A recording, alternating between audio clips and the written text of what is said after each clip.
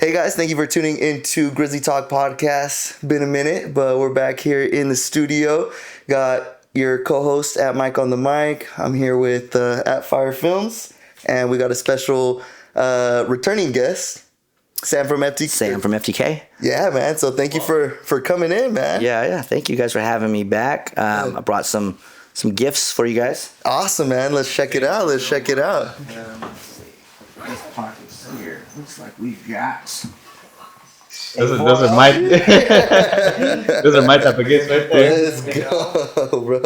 So two of them. Let's go. This is 40 ounce full of Hennessy that's been infused with hot honey, locally made hot honey. Shouts out to Hydro and the homie Knife. He makes this hot honey here, and then he gave it to me, and I got a bottle of Hennessy, and I put the hot honey in there and let it infuse. Yeah. And then I used that to make these 40 ounces. So it's about half and half. It's about 50-50 Hennessy, 50% apple juice. Oh, okay. So, bro, let's crack it open or what? They go down pretty smooth, but yeah. Be careful. You know, it does creep up on you. Yeah. Don't just That's awesome. Thank you so much. Yeah, definitely. Are we gonna crack them open or what? Go for it. Oh, we're gonna do the reaction live. Yeah, I gotta try this, bro. I've been seeing it online. Cheers, brother. And it smells really Let's good. go. Let's see. I gotta drive home, so. Wow, that is really good. That is really good. Do you guys taste the honey in there? Oh, A absolutely. little bit, but see, I was curious to taste what it would be like because I've tried like honey Jack Daniels and stuff like that. I'm not a big fan, but this has like that perfect. It's not like syrupy, sweet. Yeah, no. It has a really good. A lot of that is probably the apple juice too. Yeah, you can really taste the apple, but then it has like that nice little hint of honey. Yeah, Like it's good, and it's super smooth too. And then there's a little spice there too that kind of kicks in later. Where do they sell these? What's that? Where do they sell them? So I'm just doing pre-orders for them. You know, I don't know if Hennessy wants to, start making some. Make a collab. Some hot honey, you know what I mean? But we might bring it back for Positive Energy next year, which is an event we do at Cocky's. Yeah. But right now we're just doing it so you just pre-order them and you pull up to Jive Turkey, which is going to be at Gallery on This Friday, right? This Friday, yeah. This Friday, and it's at a different time this year than it has been previous years. It's at a different location. At a different location. Yeah, Okay. So it started originally. I'm going to tell you kind of the backstory. It was FTK for the kids. Our first store opened in 2001 in Visalia on Central Street, and the second year that it was open, 2002, we had our Black Friday sale. And just to kind of make it different than other people's clearance sales or Black Friday sales, we decided that we would have an open mic for MCs. We would have open linoleum for B-boys, and give people a reason to come to the store, not just to buy the stuff that was on clearance. And then we also used to. We called it was FTK, free turkey and Kool-Aid. So we used to give out free turkey. We'd cook a turkey, and then we just had Kool-Aid, and people would always bring bottles of Hennessy, and they would mix their Kool-Aid with the Hennessy, and we just have a party just in the parking lot there, and that was 22 years ago. So then we opened up FTK Fresno. We still had FTK, or we still used to hold Jive Turkey at FTK Visalia until it closed in 2007. We brought it back in 2009 at Blackstone and Shaw, FTK on Blackstone and Shaw. That was when Fashion was there, part of the open mic. And then we had one 2010, closed FTK Fresno in 2011.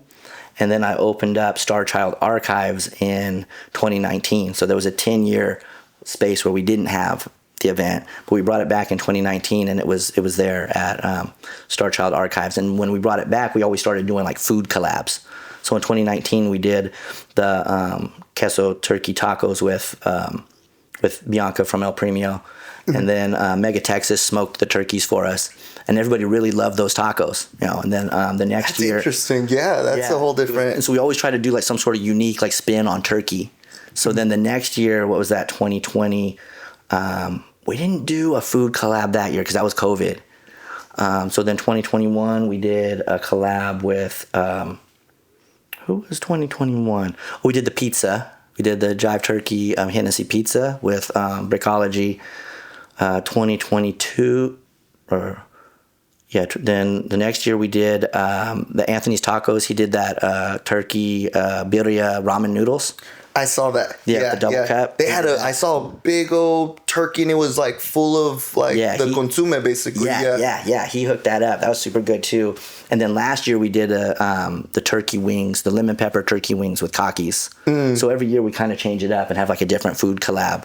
And so this year we brought back Bianca from El Premio. She's doing, so she's been working on that, and she used the hot honey, she used the Hennessy, like she went crazy. She made not just hot honey Hennessy smoked queso turkey tacos, but she also made these stuffing infused masa tamales. I saw that. Yeah, so she has two items on the menu. Yeah, have you tried those? What are those like? Yeah, they're super. Bro, it tastes like Thanksgiving in like a bite. Yeah. Did you see those? Yeah, I did. Yeah, so it's like the tamale, and then it's like cranberry sauce. She puts cranberry sauce in there, and then she puts the Hennessy. I'm sorry, the turkey. The turkey. And then there's stuffing in the masa, like in the deal. Oh, that's how it's kind of all put together and everything like that. Yeah, that looked crazy, bro. I was like, how is it? She made a sauce that has like cranberry and Hennessy, and it's almost like a barbecue sauce, but it's like a cranberry barbecue, a Hennessy honey barbecue. It's really good. Yeah, it's that on them. So, but yeah, the 40 ounce deal, the history of those. So when I was talking about, we had FTK Visalia, and then we had FTK Fresno, and we ended up closing FTK Visalia in 2007, and then we just had FTK Fresno.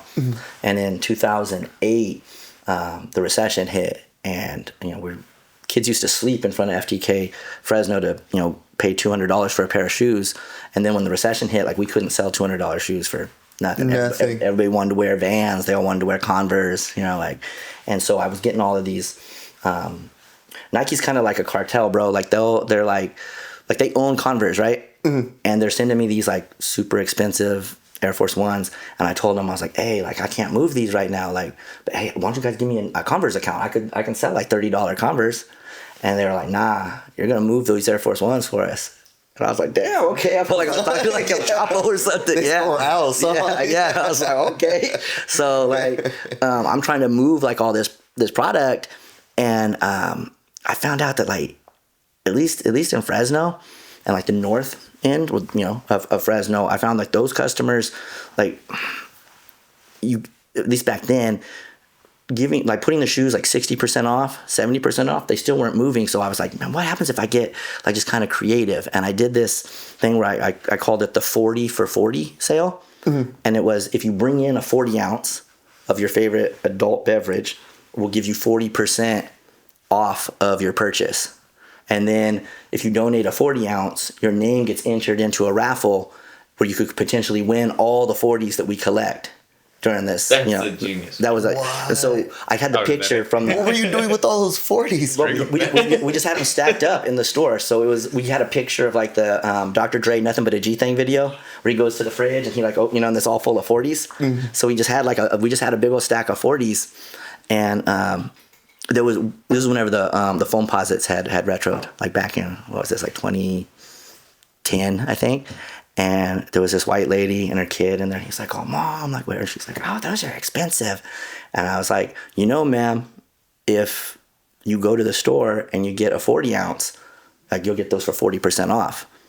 And I bet if I would have told her, hey, I'll give you 50% of those, she would have probably just been like, nah. But because it kind of like gave her like something to have to do, they got in the car, they drove to the Chevron. She came back with a 32 ounce of High Life, and I was like, nah, it's got to be a 40. You're like 30% off? Yeah, right. But so then she's like, oh my God. Like she went back and she came back with a 40 ounce, and then I gave her 40% off. And so it was just sort of like, just something fun for people to do.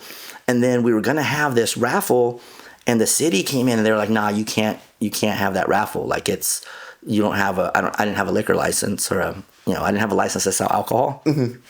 And so they said that I needed to stipulate to people that there was no purchase necessary in order for me to do that. Because you can give away alcohol, but you can't sell it. And they were like, because the way that I freaked it, like I couldn't do the raffle that way. I did it later Because it was almost like a sell. yeah. So now, if I were to ever do it again, I'd be like, no purchase necessary type shit. But I didn't. That's like marketing genius right there. Yeah. But so we just had like all these 40s, right? And we had used them in like a fashion video. We had put them in like, in his fridge, and we still had just hella 40s at the shop.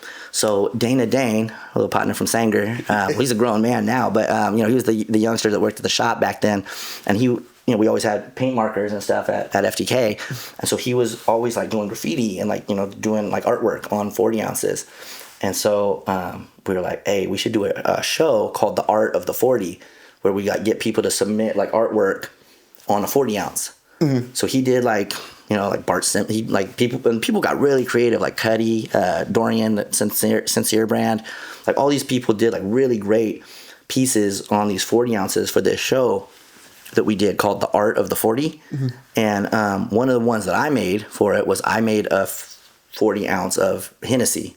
I put like I would wish for 40 ounces of Hennessy, but then again, we don't wish, we just make it happen. And I just so I originally made that as like just a piece for the show, like just like a piece of art, basically. Yeah. And then hella people were like, bro, like I'll drink this, like you should make these and like sell them. And, and I was like, there's $30 worth of Hennessy, or I was like, bro, there's $25 worth of Hennessy in there.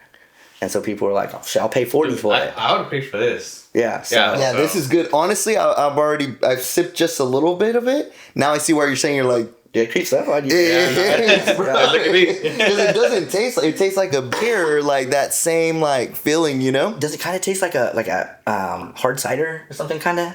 Not as strong. Okay. It's just smoother than that for sure. Yeah. It's because and it doesn't taste like a sweet drink. Because I'm sometimes like those sweet drinks are overwhelming with how sugary they are. This is not like that. Not at all. And then it's almost refreshing, huh? A little bit. I love the no carbonation in it. Yeah. Huh. Like that's a big thing for me, because like even like I don't drink any soda at all.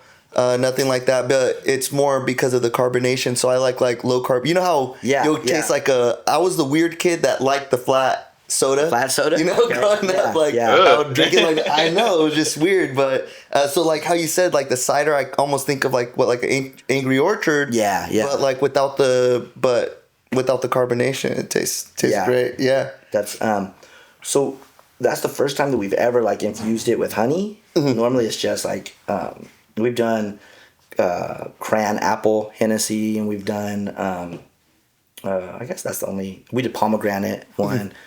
Mm-hmm. But this is the first time I infused it with honey, because I got my friend he has Hydroot hot honey. But was it you? Which one of you guys are saying that when the same time you saw me infusing the Hennessy, like you were in Mexico and you saw some it was Eric. It was Eric, yeah. I'm like, come sit in here, bro, for a little bit. Come on, for real, man. We gotta. You keep looking that way. Sorry. No, you're good. That's actually the bottle right there. Okay. Oh, so do you want to try this shot too? Yeah. I want to see like. Let's so shout out to SB right here. He just came back from Tulum, and so he brought this bottle back for us. And so, have you ever had tequila from Mexico?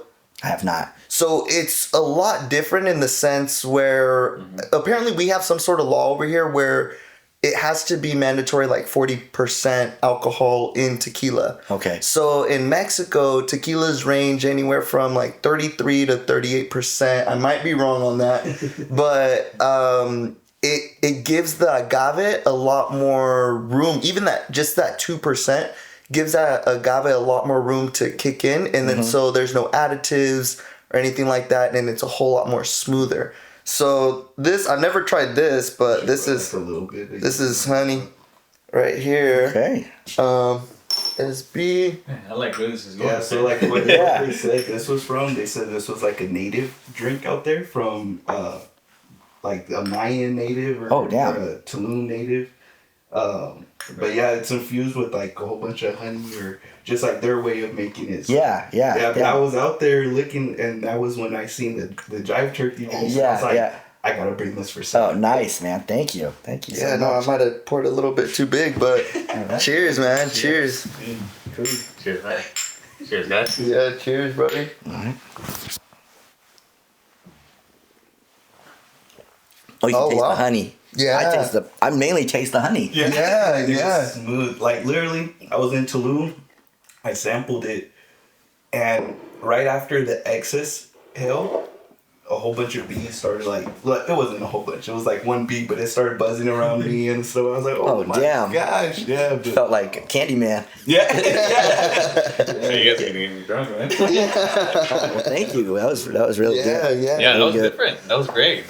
I wish they had something like that here. Yeah. That's crazy. Anytime I go to Mexico, I bring as many bottles back as I can, just because like I just went in April.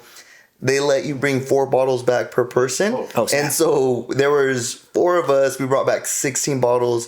Crazy thing was it was only $200 per 8 bottles. So, and it's really, really good tequila. I wish I still had some, but. Oh, you crushed it all already? Oh yeah. I'm like, we thought it was going to last us a year, but we're about 4 months shy. Nice. Yeah. That's. But so tell us a little bit more about Jive Turkey, and I know that's going to be on Friday. What time is it going to be at? It starts at 7 to 9. 7 to 9, and then it's held at Gallery this year. So as I was mentioning before, the original Jive Turkey 22 years ago, we had open linoleum for b-boys, and so in 2019 when we brought the event back, we brought back the open mic, Wicks, or all these local cats always came out. Rest in peace, Stillface. You know, he was always in the mix at the Jive Turkey open mics. Also, we're gonna miss him this year. I was just talking to him about this year's open mic, so he's gonna be definitely missed. But one of the things that we couldn't do at Star Child, my shop on Van Ness, is we don't have any space for open linoleum for b-boys, and then also. Frosty Queen, the owners, were complaining about the food trucks being parked out front. So this year we decided to kind of showcase and highlight my boy Dorian, who has the brand Sincere, and he throws the Some Slight events. They have a place called Gallery, which is a screen printing and design studio, and we have plenty of space in there for linoleum for the b-boys. B-boy Charles, aka Goku, he's a legendary b-boy. I would put him on the Fresno hip hop Mount Rushmore. He's gonna be there. He's gonna be spinning the breaks for the b-boys. I think we're also, if it works out, I think we might have all 4 people that I would nominate for Fresno's hip hop Mount Rushmore. We'll have b-boy Charles, aka Goku. He'll be there for the b-boy. Nist, in my opinion, and most people in Fresno consider him to be the GOAT graph writer in Fresno. We'll have DJ Don D. He'll be on, he'll be in there also. He already confirmed that he's going to show up. Don D he was a b-boy back in the early 80s. He's been DJing since, the late 70s. He's official. So I guess the debate would be who's the MC, right? Is it Planet Asia or is it Fashion? And I personally would say Fashion. That's just what I would, whatever. And so hopefully he pulls up and we'll have all 4 of them in the same place at the same time. Wow. Is he still on tour? Or is he? I talked to him. He said he was going to try to make it. So we'll see, if he does or not. I told him I've got a jersey with his name on it. I've already made like jerseys from the Grizzlies with all 4 of their names. On it. So we'll see if they show up and get that pick. But that's a sick lineup, man. Yeah. We should try to make it out there too. Oh, for sure. Yeah, you guys should definitely come. Wix will be there for sure. I saw Wix post about it. Yeah, it's always a really good cipher. Like they always, it's become sort of a tradition for like the real MCs in Central Cali to show up to a Jive Turkey open mic. So we definitely will be entertaining at least, and then good food and 40 ounces of Hennessy. 40 ounces. So you're going to be selling these there. Or I don't know if you can sell them. I can't sell them. So if you pre-order a donation, if you pre-order them, I will give you your 40 ounce there. So, okay. Yeah, because I'm definitely not selling them. Yeah. If you want to donate, Yeah. But there is. They're $40 worth of Hennessy. Worth the Hennessy in there. Yeah, $40. I can taste it. Yeah. I can feel it. It's I filled these up myself, so, and I just in the Grizzlies kitchen, so it's like, we steam them and everything, and so it's about here with Hen. with him. Yeah, With him. halfway. That's like a whole bottle, damn near. No, I went to Costco, bro. I didn't the 750. Yeah. Right? So I got those, and I just put the hot honey in it and just let it infuse in there. So And sit in there and kind of marinate. Yeah. I've seen a lot of people do that, or with candies or different things like that. So you said first year doing it, you had made like a drawing from it. Yeah, I did one. I actually did like this. I did a bottle, and I made a label, but it was just it had like an apple, and it said like whatever, and it had like I had an apple and like a snake on it and whatnot, and it just said Hennessy and apple juice in a 40 ounce, and it was just like an art piece that I had made for this show, the art of the 40 ounce, and then people were like what the fuck, like they should make those, and I was like, well, I'll make them. Yeah. So then that was 2015, 2016, and so we just kept doing it, and it's just been a tradition. I mean, it is like kind of I don't want to say a pain in the ass, but it takes a minute to you're funneling them, I'm sure, or something along those lines. Yeah. And I used to just get like the empty 40s from Tioga, and they don't give me the empty 40. I can't get the 40 ounce bottles from them anymore. So now I go to the corner store and I just get a bunch of Old English and freaking dump it out, and then I steam it at the Grizz and clean it out. And so Wow. How many of them did you make? I made 30 of them this year. Okay. 30 of them. Bro, we got one each. I know. Thank you, man. Thank you. Yeah, that was the pre-orders that I got. So. Oh, okay. Gotcha. Yeah, and I'm sure you got family traditions, things like that you do for Thanksgiving. For sure. Well, I mean, I'm probably gonna make a few more if like tomorrow if somebody wants some more, so they can slide in the DMs, and I'll send you the Venmo info and just pre-order and you can get them. Yeah, I'm like, put me down for at least 2. So yeah. Well, I don't know, man. You guys are babysitting this one. No, man. Here, I'm gonna get in there, but no, just because I'd like people to try this and share this. That'd be super cool. And then, I mean, man, that's Fresno for you right there too. Yeah. That's one of the things, man. I don't know if I've ever told this story on a podcast or anything, but. So obviously you guys know, like I came up with like nickel 9, like So I've seen Wicks wearing the shirts. Yeah. So like when I first moved here, I was going to Fresno State, and the area code, they announced that they were going to change the area code to from 209 to 559, and I used to chill with this dude Bobby in Visalia. He was a DJ, and he had this Royce the 5.9 record, and he was just playing it. And it says, Royce goes, nickel 9. And I was like, hey, can you scratch that back?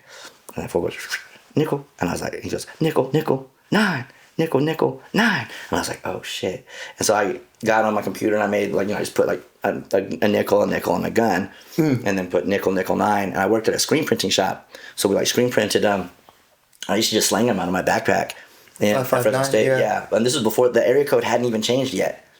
Like I was selling those shirts before the area code changed, and so then that started become. They had like the nickel 9 anthem. You can find it on YouTube, and it became like a thing. So boom, like I started working for the Grizzlies 2011, and in 2012, Mike Oz introduced me to Mike Cruz, the dude who runs Tioga Sequoia, and this is whenever that 805 beer had just came out from. Wherever the coast. Yeah. Slow. Slow. And he was like, hey man, this 805 beer is doing really well, and we want to do like a 559 beer. I really want to use the name nickel 9. Is that cool? Like, could we license it from you or whatever? And I was like, nah, just use it. Like you can call it nickel 9. And I go, but it's got to be in a 40 ounce though. I was like, 'cause that's some Fresno shit. Yeah. And he just I think he just kind of laughed. He was like, ha ha ha, like, and I was like, nah, I'm serious though. And at first he didn't. I think that he didn't think people would get it, and then some place down in LA did like a craft beer in a 40 ounce, and I think they themed it after Sublime, and it was called like they did like the 40 ounces of freedom or something like that. And so after that, he hits me and he's like, hey, I want to do a nickel 9 40 ounce with you. So we did one. So we did a nickel 9 40 ounce, and they made like their own like malt liquor. and whatnot. But yeah, I agree with you. Like 40 ounces are definitely some Fresno shit. Yeah, definitely. Down, because I was even thinking, I'm like, bro, I know like at least like some homeless or something would come by the shop like, let me get a 40, let me hold a 40 or something. Bro, when I went to Broadway Liquors to buy the cases of the Old English, to this homeless dude was like posted right there, and he was like, hey man, you got a little extra? I go, nah, but you want a 40? I just gave him a 40 like right then. Yeah. I love doing that, bro. Like around the like holidays, or even, it doesn't even have to be the holidays, but like I'll be out there and like I'll be driving or something there, and I'll have a beer or have something. I'll be like, hey man, I don't have any cash, but you want this? Yep. I remember I went to this guy's house actually, and he has a liquor store that's right like across from his house. And I was like, I saw some guys outside, and it was freezing cold and everything. So I got some beer, I got some 40s, and then I got cigarettes. Just because I was like, I know cigarettes are almost like a currency in themselves, so they can trade them or do whatever. And literally, as soon as I walk out, I see this guy, and I'm like, hey, you want some cigarettes? And then this guy comes up to him. I guess he owed him like a debt or something. And then I handed him the cigarettes, and he's like, oh, well, will you take these? And then I was like, oh, yeah, we're good. He just handed them and just took it to it. So solving problems, let's figure it out. Or he traded that pack for some Chris or something. Hey, it's a currency. Yeah. Spending the black bird. Who knows? But yeah, man. I mean, that's. I mean, for sure. Like the dude literally said when I handed him the 40, he was like, "Oh man," he's like, "I was gonna buy some 211 anyway." So yeah. All right, cool. I see them drink the Real Steel or the Steel Reserve. Steel Reserve. I always say Real Steel. Yeah. But yeah, you know, it's funny, like I mean, that's kind of like the thing now, right? Like people, when you think of like a 40 ounce, a lot of people think of like homeless people or whatnot, but I'm 46. So when I was a kid, like that's whenever 40 ounces first came out. And so, I was telling someone the other day, I was like, I haven't drank a 40 since I became old enough to drink, which is a line from like this rap group Atmosphere. Yeah. And, that's what we used to do. Like when I was in high school, like, you know, you would tap an older person to like go buy you some alcohol, and you wanted to get the you know, so just be like, hey, like, go buy me a 40. Yeah. And they're like, give me one for me. I want to get one for me too. You know? Even in the poor neighborhoods, because I grew up in a poor neighborhood, and we would love like the Old English just because or the Mickeys. And, Mickeys, And every time we had like enough money, we just, that was the thing to do. So you guys drank 40s when you were a kid too? Yeah. I was wondering if kids still drank 40s in high school. I wasn't sure. At least where we were at, Yeah, it's because it's the easiest thing to get a hold of as well for whatever reason. And then Four Locos. No, Four Locos were huge. That unlocks the fifth loco. Yeah, I remember it. Like Old English is just because like there's like some culture behind it because of that. Old English. You know that song. Yeah. But I like the Mickeys better. Do you? Yeah. Okay. Yeah, I like the Mickeys better. But for some reason I'm Irish, and I remember being in Ireland and them like giving me shit, like talking shit about Mickey's, because they're like, that's not real Irish beer, you know, they're all about like Guinness, whatever. For some reason, I don't know, I never really drank Mickey's because I think everyone expected me to. And same thing, like the culture was kind of more gravitated towards St. Ides. St. Ides was big whenever I was a kid, like Ice Cube and all the Snoop and Biggie, and everyone did St. Ides commercials. And then Old English, I'd made the, like when you put orange juice in it, and you make what do they call that? The brass monkey. Yeah. So like that's a hood mimosa, right? Yeah, hood mimosa. Yeah, that was both. They would call it hood mimosa, or they call it brass monkey. Yeah. But yeah, I drank Old English more than and probably St. Ides whenever when you could find it, you could find St. Ides. But I recall moving down here, and I didn't really see St. Ides as much. But in the Bay, there was a lot of St. Ides, at least in the 90s. No, was St. Ides around whenever you guys were? No, I can't remember. Already. Is it that one with like that almost burgundy? It has like a crooked like eye like letter on it, and it has like a burgundy eye, but the label is sort of like a metallic silver. Oh, okay, then no, I don't think so. Yeah, I saw Eric. He was like, he was just in Mexico. I saw you post. You're like, in Mexico they don't drink 40s. They got like 50s or something. Oh, 52s. Yeah. I seen that's like, I went to it was like I went to a liquor store and like everything over there is like jumbo size. Like Wow. you look for like a little bottle of water, they come like this big. Like It's like a whole liter. Yeah. Like even the sodas, there's no 2 liters. They have 3 liters. Oh snap. In Mexico, like anywhere in Mexico, they don't sell 2 liters. They sell 3 liters. Oh shit. And like I was going and I was like, man, I'm gonna get a 40. I go in there, or they had like 32 ounce. It looked like a little bottle compared to like the 52. Like it was like the 32, the 30s were right here, and like the 52s were up here. I was like, man, I'm gonna get 2 of these. I think I ended up getting 4, but yeah, I was like, that's big over there. Wow, hey, I've seen this like when I used to live in Arizona, and so we would go to Nogales, and I remember they would have this like they put like drinks in like a baggie, and then they would put like a straw in there, like soft drinks. Yeah. It's because you have to pay. You know how like here, like you pay 5 cents or whatever. Yeah. So over there, like you can't just pay for the drink and walk away with it.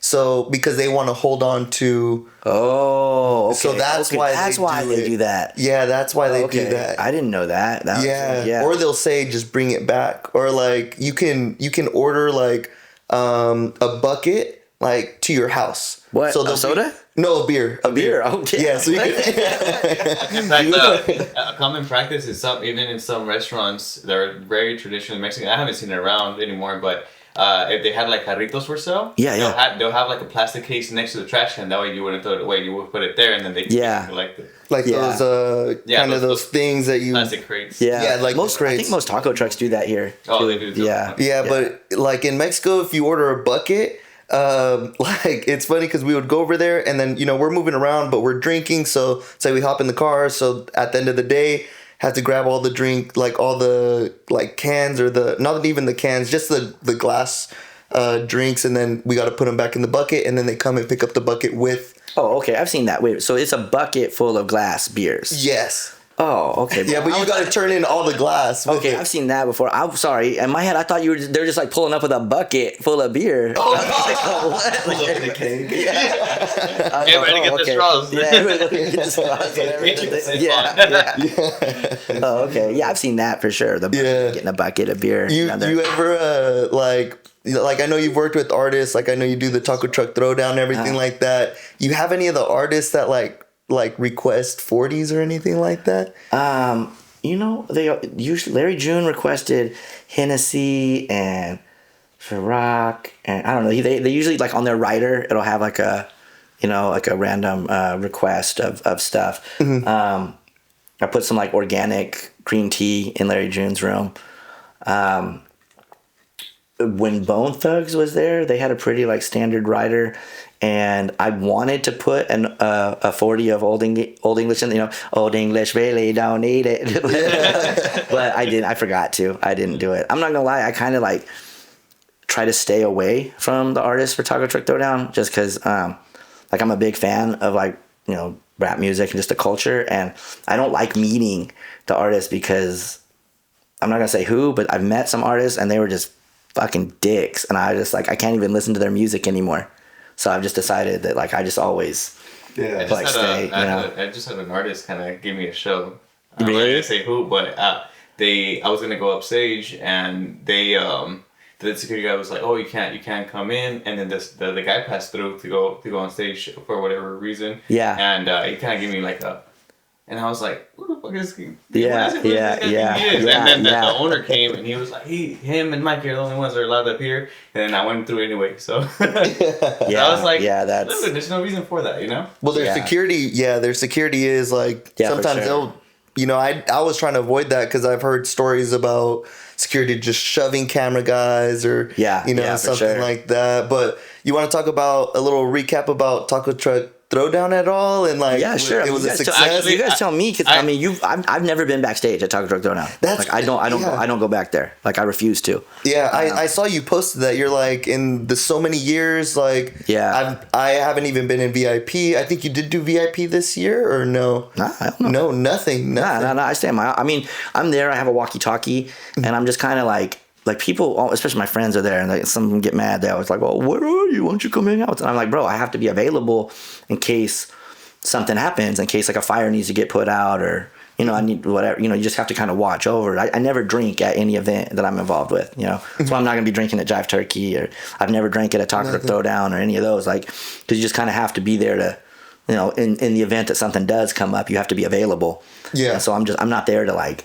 It's there for the the people who bought the tickets. It's for them to enjoy themselves. It's not a party for me, So, I never have gone backstage. One year I went just to like bring the trophy. I needed to get the trophy backstage, and one year I probably should have went because Too Short wasn't gonna perform unless he got paid, like. Because you obviously got to give him like the deposit, half of like the money. And one year Too Short got there and he's like, I'm not going on until I get all my money. Full pay. Yeah. And like, I know him like pretty well. Like he used to come to the shop all the time on Sean Blackstone. And like, I got his phone, whatever. And I was like, damn, I should just go down there and talk to him. But it ended up getting squared away. They paid him and we were straight. But that was the only time I was like on my way to going down there and being like, come on, bro. Like, let's do it. You know me. Yeah. I'll get you paid. Yeah. I ended up not having to. He and I had the same birthday. Like we're like, Oh no way! Yeah. We just saw him this past weekend. He performed for the West Coast takeover. Was he at that show? Okay. Yeah. Being that that was my first time being seeing him perform that close, and he has a really good show, man. So did you guys have media badges, and were you doing video editing? Did you? We did. You did? Dope, yeah, dope, we did. Dope. And same thing. So we were part of K Rich's media team as well. I don't know if you saw the recap. This guy edited it with Stunna. Yeah. Nice. Yeah. It came out great. It came out amazing. I loved it. I loved it. Shout out to Eli and Stunna for they did all the organizing for the clips, and then me and Stunna just pushed it out. Nice. Yeah, it came out really good, guys. I'm stoked you guys were a part of that. And, it was dope, And going back to that, I love Taco Throwdown. Even if we don't have to record next time, I'm just gonna be there just because I really liked it. I like just the vibes, the food was amazing. Like all the drinks were. Well, I didn't drink at all, but they gave us like a michelada that had like mineral water, because we told them we're not gonna drink because we're here. Oh, for work. So they made like a virgin. So they were like, please, you gotta try it. Just record it, and it'll have mineral water. We tried it. Amazing. Nice. And obviously the artists did their thing. Even everybody there was super respectful. Like it was just a great event all around. Yeah. That's I think that the michelada part of Taco Truck Throwdown and the salsa part can really grow. Like, we really want to. I think 28 trucks is like what we can hold in that. I'm hoping that like maybe next year, the year after that, we can get something worked out with the county to where we can let trucks from like outside of Fresno County come in. So right now, it's and some trucks have both. Like Los Torritos, they have a Tulare County and a Fresno County. Some of the trucks have a Madera County and a Fresno County. But the way it works is right now, if you want to participate in Taco Truck Throwdown, you have to have a Fresno County Health Department license, and you pay for that all year. So it's like $300 all year. What we want to do is get like a 1 day, deal, or something that's good for the weekend for like $50. So that way we can bring like Leo's from LA or, like some, and have like the real, the real class. That would be dope. Would you guys be down to do something like a city versus city sort of thing? Yeah, for sure. Yeah. So the original Taco Truck Throwdown, remember, I don't know if when we were talking about that, that's what it was. It was, we were bringing the best truck from each city. Mm-hmm. And releasing or something. Yeah. And so now in Fresno County, we have probably the best trucks from all of them. I wish that La Elegante would enter, and because I think that right now, like, there's really no reason for El Premio to, like, they won like 9 times, bro. We were like, you guys can't. Like, you're a judge now, Yeah. But if La Elegante were to enter, I think that El Premio would enter. And like that would be that's the one. What about like an LA versus Fresno? I mean, I would love to see that too. I would love to see that. Yeah. I mean, I hate cheating on Fresno, but I'm not gonna lie. Like when I go to Vegas, when I go to SD, why can't I think of it? The one. I mean, SD. San Diego has this one. What is it called? It's not Tacos Chingon or something like that? I just had their tacos too. What is that one called? It's like right downtown. And they have their first location was in Vegas. No, the first one was in. I think the first one was in TJ. Yeah. Yeah, and then they opened one in San Diego, and then they have one on Vegas. It's so good. It's so good. I mean, I'm not gonna say they're better than Fresno tacos, but they're pretty good. They're pretty good, bro. What is it called? We actually, I think he's gonna look it up. But we actually, Luis has a taco. El Gordo. Oh, yeah. The fucking pastor was like fucking prosciutto, bro. It was that shit was. Man, but they ain't fucking with Fresno. I went to San Diego and I went to the Gordo over there on Gaslamp. Gaslamp, right downtown. Yeah. Everything closed down and Gordo was up to like 2 to 3 a.m.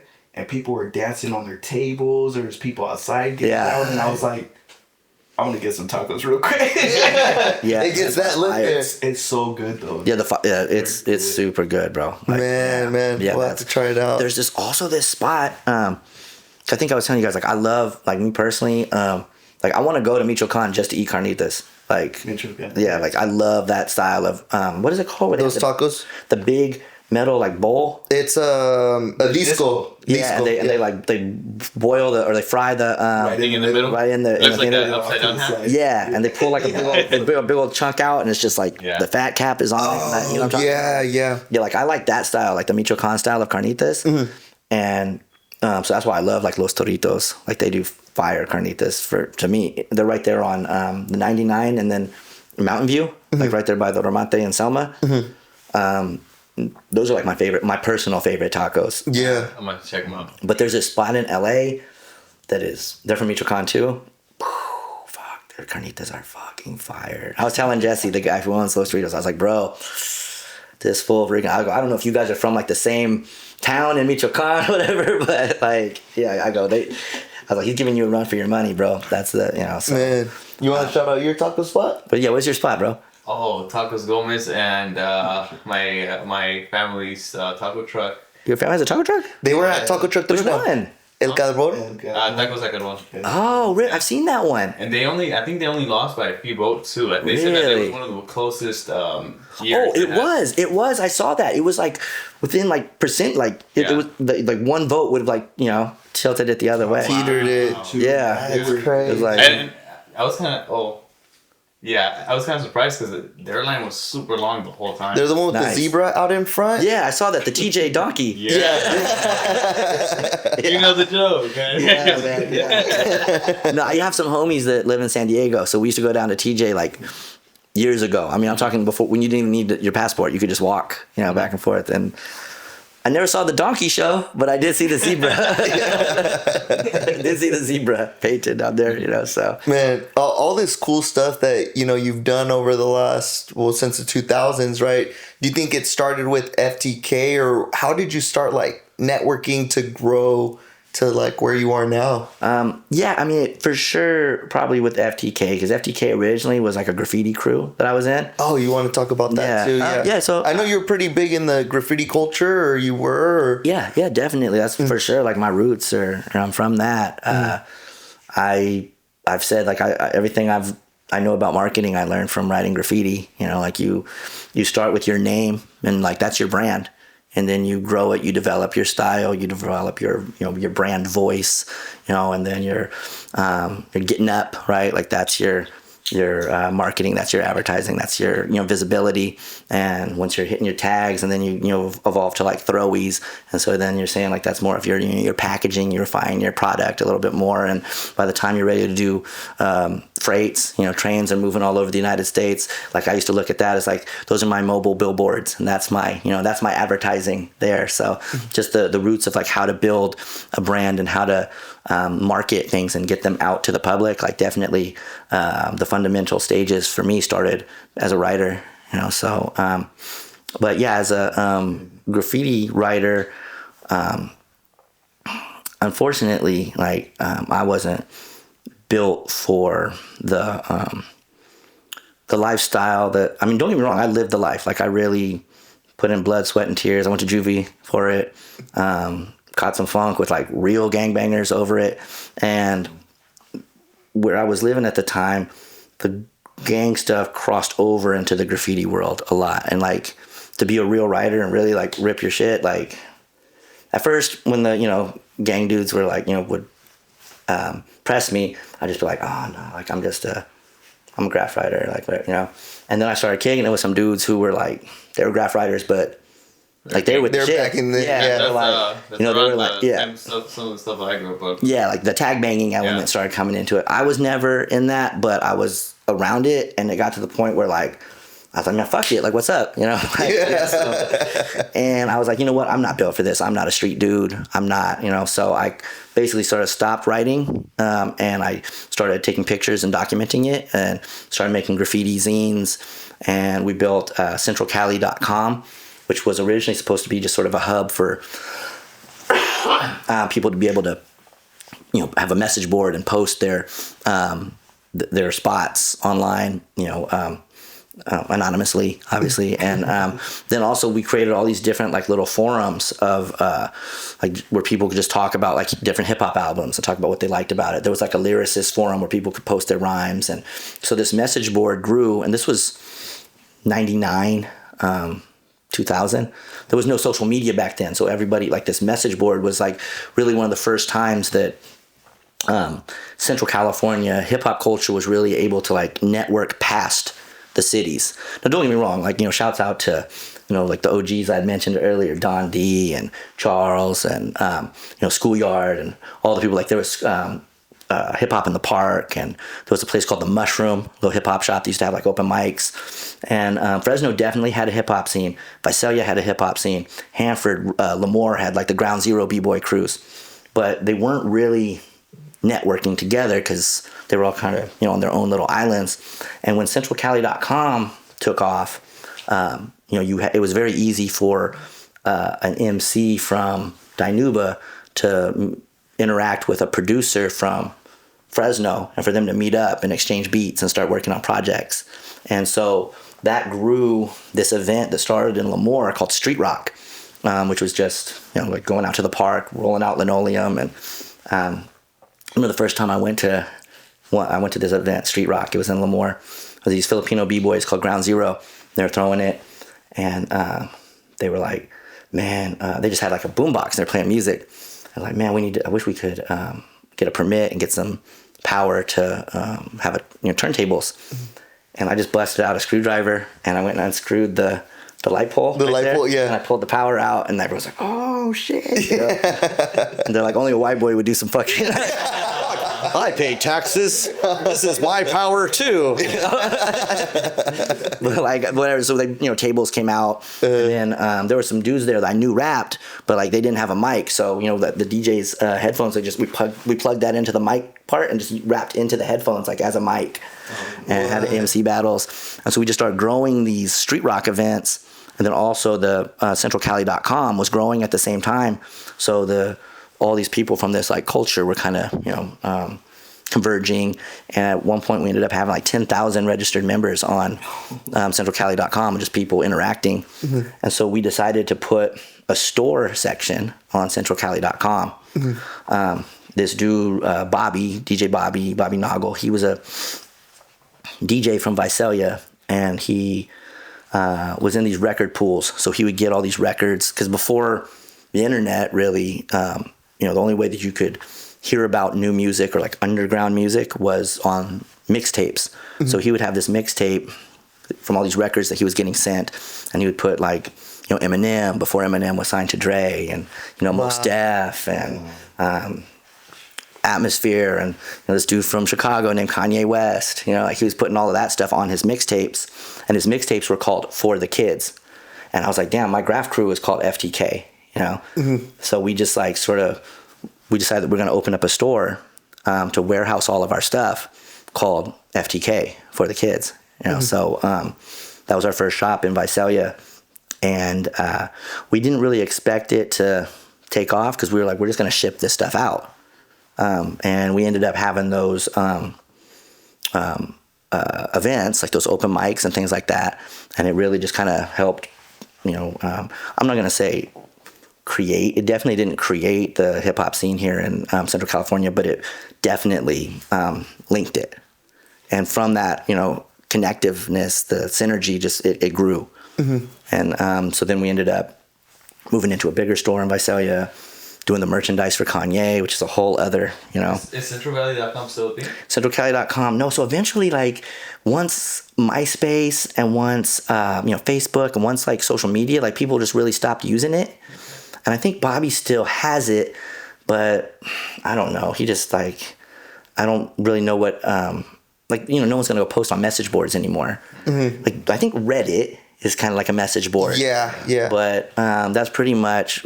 Now everyone just uses X or Facebook or whatever. Yeah, there's really... Sorry to interrupt you, and you might be able to finish your thought, but how did you come in connecting with Kanye to be doing some of his merch, and then... Like, did you know how big it was going to be? I had no clue, man. So we had a friend in Chicago, Eric. He used to be part of the For the Kids mixtapes. And so he knew Kanye. He was he was in the Chicago hip hop scene. And then our boy Drew from Chicago, he knew Kanye, and he knew Don C, Kanye's manager. Mm-hmm. And they used to always order Adidas Originals, and they used to order LRG from us. We were one of the first places that sold Lifted Research Group, LRG. Here? Mm-hmm. Yeah. Oh, here easily. Like, we were one of the first ones, like, in, Where did they originate from? And so they're from, like, the Orange County area. Oh, okay. Santa Rosa. LRG's huge, yeah. Yeah. And they were, back then, so one of our good friends from Dinuba, actually, the homie I was just talking about that lived in San Diego, our boy Isaiah, he started working for LRG, and then they started coming up and promoting LRG at those street rock events that I was talking about, because they were like, it's in their best interest, because there's all these, like, real b-boy, like real hip-hop heads are at these events, so they would come up and promote LRG, and then we had a ton of it in our store, and we would get exclusives before anyone else got it.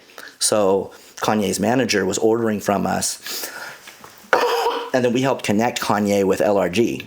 So they were in that photo, that Kanye was in a photo shoot for LRG, and we were just all, like, kind of, connected, and we did Kanye's first mixtape covers, and then we did the Get Well Soon stuff, and we did some of the Chicago Skyline t-shirts. I worked at a screen printing shop, so I was printing those, and then they were, like, saying he was saying that his album was going to be called The College Dropout, and so I had done some mock-ups of some different designs for, like, College Dropout stuff, and then Don sent Bobby the pictures of the mascot bear suit.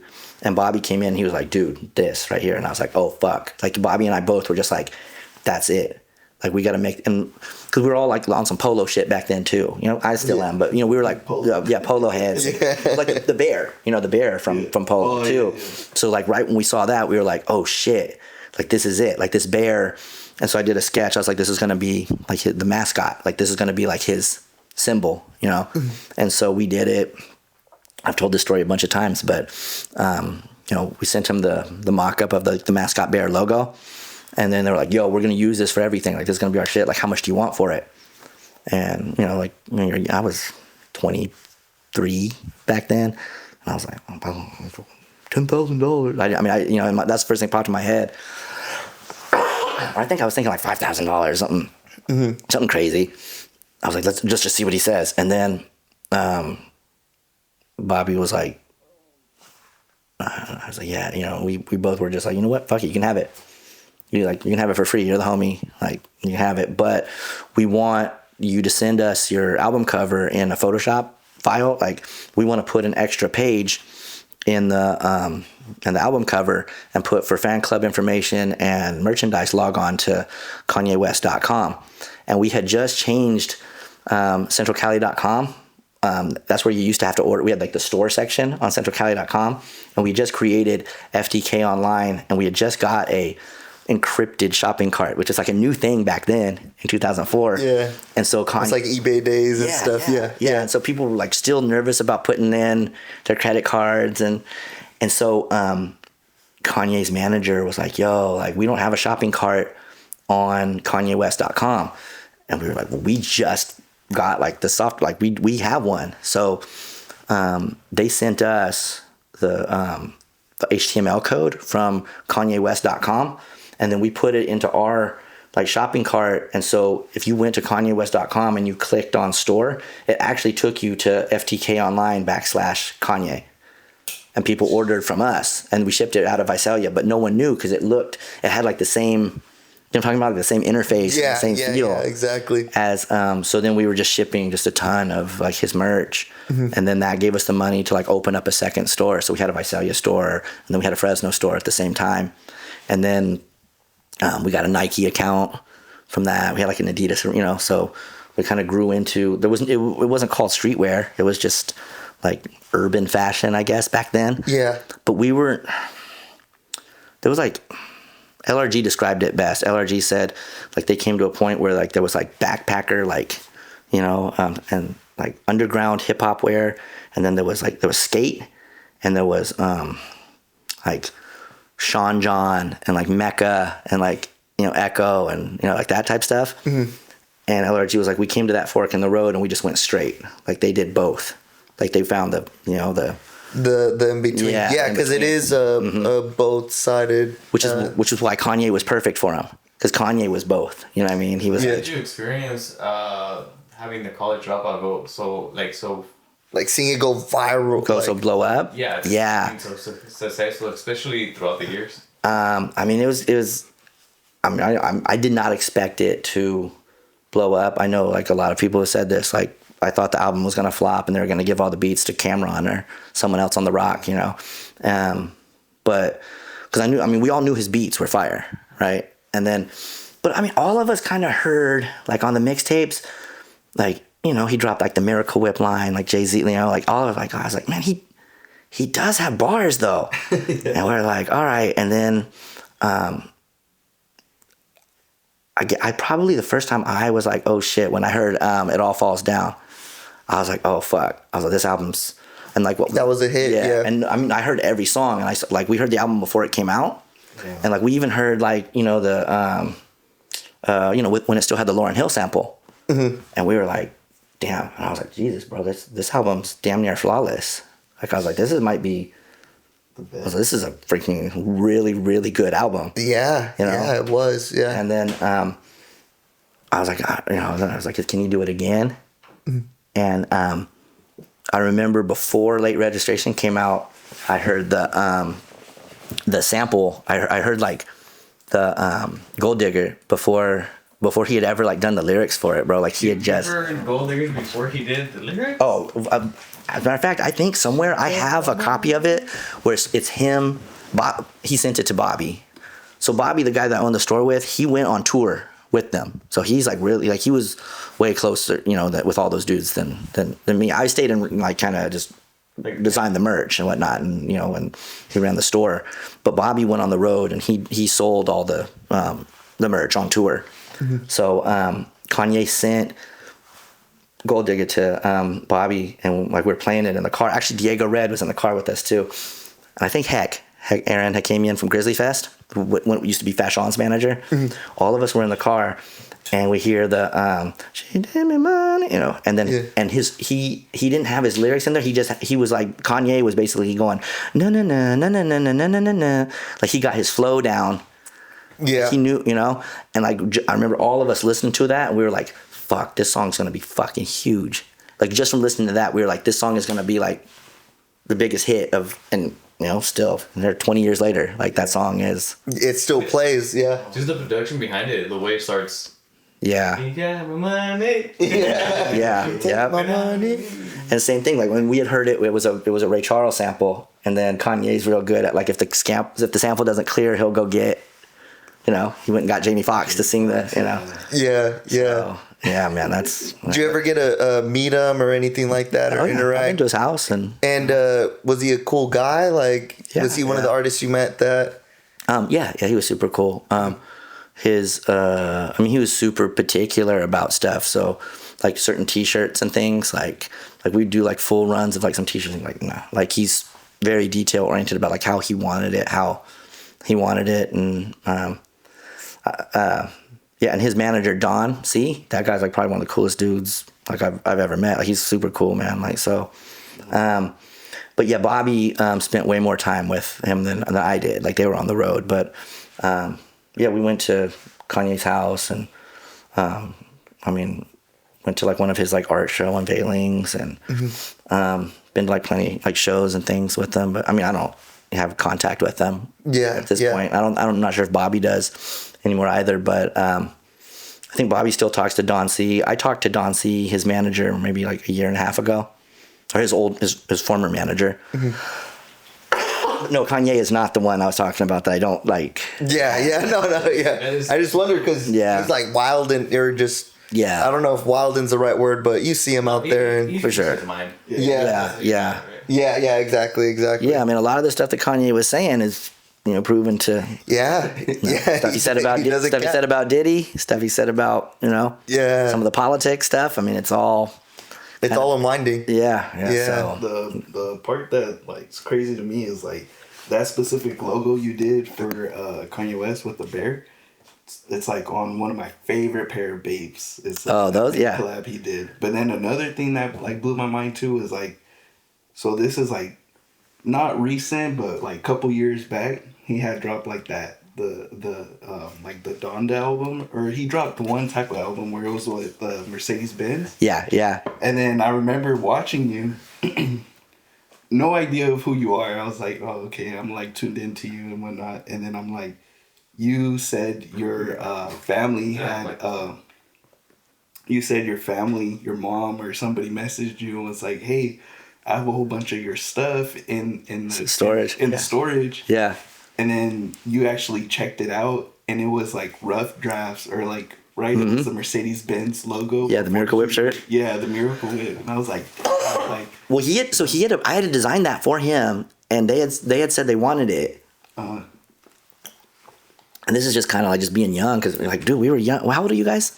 28. 28. Okay, so we were younger than you guys. We were like 24, 25 back then. But still, I mean, you guys are young, like, so I'm like I told you guys, I'm from a graffiti, like kind of streetwear, before it was streetwear background where like we were just, like making stickers, and we weren't really worried about like copyrights or anything like that. So, and I had a screen printing setup, so I thought it was cool to like screen print whatever I wanted, And so the Dropout Bear shirts, we had the maroon, I think a navy blue, and then we'd done like the heather with like maroon and gold, and then like navy or blue and gold. So we had like 4 colorways of shirts, and then they asked me to make like a new colorway, and it was about to be Thanksgiving.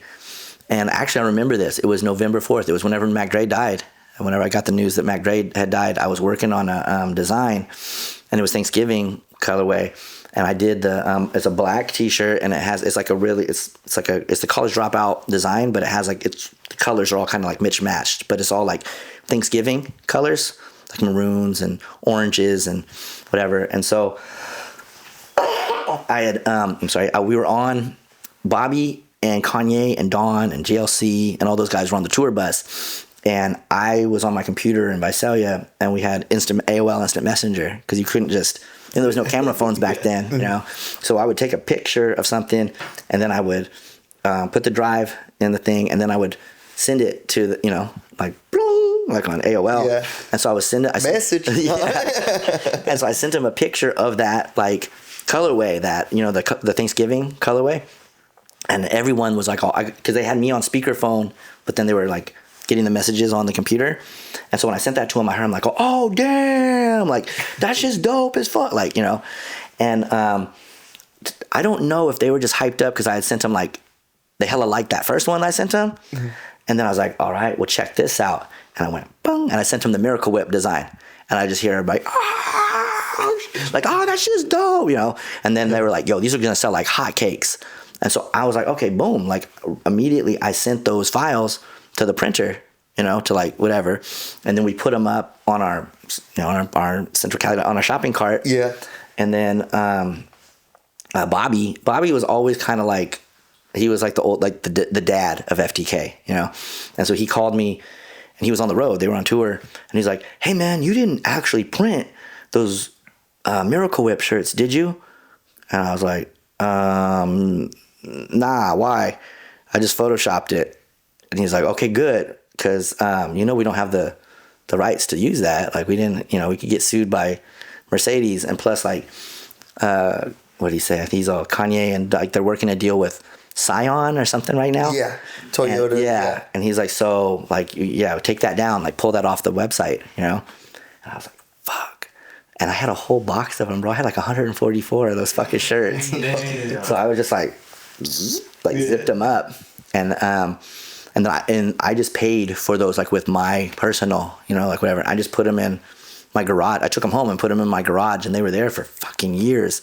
And then when I was moving up here to Fresno from Visalia in like 2017, my house got broken into, and those shirts got stolen, and they stole like a bunch of like bathing, like the Bathing Ape I collect. So they stole like the Bathing Ape Pepsi deals. I had a bunch of like the Cause Hennessy bottles, and they just stole a bunch of stuff out of my garage. And they knew that was there? No, this is the crazy thing. I think it was just like these white boys that used to live next door, and like the type of white boys that wear like Monster Energy hats. Yeah. And like those they're like those. Don't give a fuck. They're like biker kids or something. Like they kind of listen like, what's that shit called? Insane Clown Posse. Oh yeah. They're like those type of they call them like, or I don't know. This is the game like the Juggalos. Something like that. Yeah. Yeah. But then every once in a while, I'd hear him playing like Kevin Gates, and I'd hear him playing like I'd hear that coming from over there. But the reason I know that, because they got into the house too, and they only took Bathing Ape stuff, but there was like they left all the Supreme, and they left, and then like my records, they took the Mac Dre autographed one. But they didn't take, like, I have like an Eric B. and Rakim autographed record. I have like KRS-One, like they only took the Mac Dre one. You know what I mean? So I don't think that, Oh, it just turns off? I guess, maybe that's what happened. Yo, can I get another shot of this? Yeah, 100%. Yeah, heck yeah. Kind of, what's it called?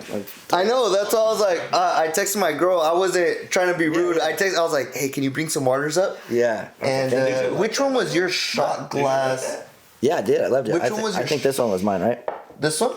Mine was the one with the weird lip. This one? I think this one was yours, actually. Because I remember I took that Cabo one. Dude, next time I go, I'll bring you a bottle.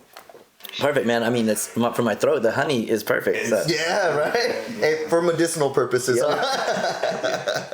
I'm glad you liked it. Yeah. Funny. As soon as I seen it, I was like, man, I gotta bring this back. I mean, that's way more honey than this one. I feel like I need to step the honey up in that. It's funny. When I took the shot, you could tell when after you're done with it that there's like a film of just honey laying there. Yeah. That's funny because I was thinking the same thing, but even with that one, like I was saying earlier, like the whole what is it, the Jack Daniel's honey, or there's the other ones? Yeah, that one's good. It doesn't leave that like.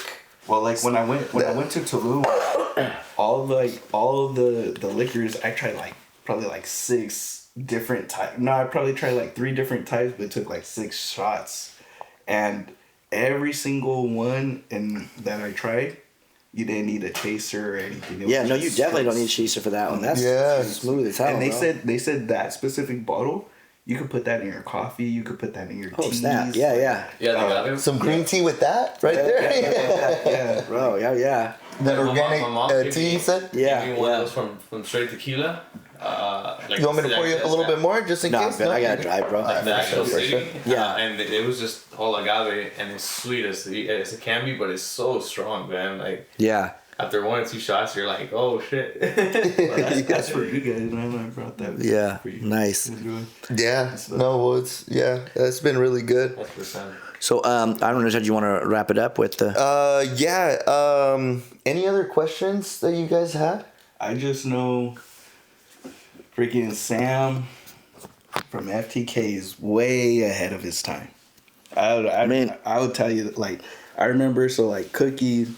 Burner brought cookies to the cookie store to Fresno, and I know you did a collab with and I was telling my cousin, actually, I was like, this was when I heard the news they were going to change Fresno's area code again. Oh yeah, and I was like, I gotta hit that 559 collab with FTK and Cookies. I was like, I have to. They're gonna change the area code. It's not gonna be 559 no more. I was like, I'm gonna get a shirt. I don't even care if it's an extra small. I'm gonna get one. Did you end up getting one? I ended up getting the Me and Ed's one. Oh, you do got that one. I got the Me and Ed's. Oh, nice, man. And I got the 559, and then like. Right when I got it, I think it was the next day, I see a picture of you. You're at a liquor store. No, that same day you're at a liquor store. Sam whips up a 357, and it's like the 357. Oh, was that Michael's? Was it at Michael's? It was at Michael's in Hanford, yeah. And he was like, before anybody else says anything or does anything, he even had proof, and he was like, I'm the first one to do a 357 area code Fresno. It was like right when it changed. Like, so I was in Michael's, and like I grabbed a freaking pen, and I had him print out the receipt paper, and like I drew it right there just to like whatever. Like, and it came out clean too. I need to freak it. Like that's thank you, man. I appreciate that. Yeah, like, of course. I was like, man. But bro, from what I understand, they're keeping. They're not doing away with 559. It's just like they're running out of numbers. So they're going to have like 559 is like, so your numbers will still stay. Mm-hmm. But if anybody gets a new one, it'll be 357. Like a new phone or a new phone number. Yeah. 357 is the new area code? Yeah. Yeah. I could be wrong, but I believe that's what they said. Yeah. That's what I understood from it too. That's why like, when they said anybody that gets a new number, that's why I'm like, I'm keeping my phone number. Don't change it. Don't change it. I mean, unless you want a 357 area code phone number. Is that the new era? Or? I might get both. Did you see that picture I have of my grandpa where he's got a nickel 9 and a 357 Magnum? No way. Oh, yeah. Might have to print that on the shirt. Yeah, that's. I mean, I have a nickel plated 9. I don't have a 357 Magnum yet, so I need to, that would be 2 phones. Yeah. So, so. Any last questions, Luis? No. Really. I have I'm feeling this. Are you? Yeah, I was gonna ask. Great, bro. It's been I feel good. It's great. I felt that on like I actually really like it. So nice. I mean, it drinks easy, and you know you. Oh, super smooth, bro. I'm honestly scared to keep drinking it because I'm like, man. Yeah. Are you guys gonna come through on Friday or? Yeah. Let's definitely make it out there on Friday. I think that'd be dope. Yeah, I've never been out there or anything like that. I was gonna say any other collaborations that you've done that you want to shout out or anything like that. Like in the past, or I mean. Just all together. Any cool collabs? There's a lot of stuff. I've done a lot of collabs, man. Like, but I want to do another. I feel like the Cookies collab was cool. I'm glad that they reached out to me. But the Purple Lungs shirt, they printed that like small, and really it's supposed to be like a full. But if you remember the original ones from 2006, Fashion did a photo shoot for us, and I want to bring those back, and I want to print them right, and I'd like to do it with Cookies. So hopefully this next year I do another like Cookies collab. Yeah. And it'll be like an FTK Cookies, collab. This one was just they wanted someone to like really tap into Fresno culture, and I was like, yeah, I can definitely do that. So I just did that, and it was just cookie stuff. It wasn't like, you know what? There was some FTK stuff in there too, but I'd like to do a few more pieces with Cookies this year for sure. That's something that I believe is going to come about in 2025. Yeah, awesome. Any other things you can maybe give us a sneak peek on what we can expect from FTK or anything in 2025? Sam? Yeah. Well, I mean, we've got the Grizzly season coming up, so I'm going to be pretty busy working with that. Like just some of the theme nights and things. Usually, I'm pretty hands-on with the Tioga Thursdays. Probably going to bring back this event called Legends of the Ring, which is it's a MC cipher where the mic goes around, but if you stop rapping about wrestling, you have to get out of the cipher. So it's kind of like the Royal Rumble of rapping. Like you have to you freestyle and you have to rap about wrestling. And if you can't rap about wrestling anymore, you're eliminated. So the last person will get the belt, So that's something that we're going to bring back in 2025. Legends of the Ring. Awesome. We'll definitely keep an eye out for that. And bro, thanks. Honestly, thank you for all the love you've shown us and everything like that. And thank you for coming on, man. Yeah, thank you guys for creating a platform for getting people like Wix and getting the younger guys like from your era, your generation, a place to get heard and tell their stories. And thank you guys for appreciating the stories of old guys like me. Yeah, no, definitely. I mean, it's love it. This is like definitely. It's really interesting. And again, we really appreciate you coming over. Like he said, showing the support. And guys, SamFTK with FTK. Yeah, for sure, man. Thanks again for the tequila, and I'll see you guys on Saturday or on Friday. Yeah, we'll definitely be there on Friday. But thanks for putting it on for Fresno, man. And that's why we really started this, is to highlight everything in Fresno. You're a big part of that and everything like that. So sure, man. Keep crushing it, man. We're always excited to see what you got bringing on, and we'll definitely be out there on Friday. For sure. You guys keep crushing it too. Yeah. Thanks again. Thank you, brother. Thank you. Nice. Sheesh.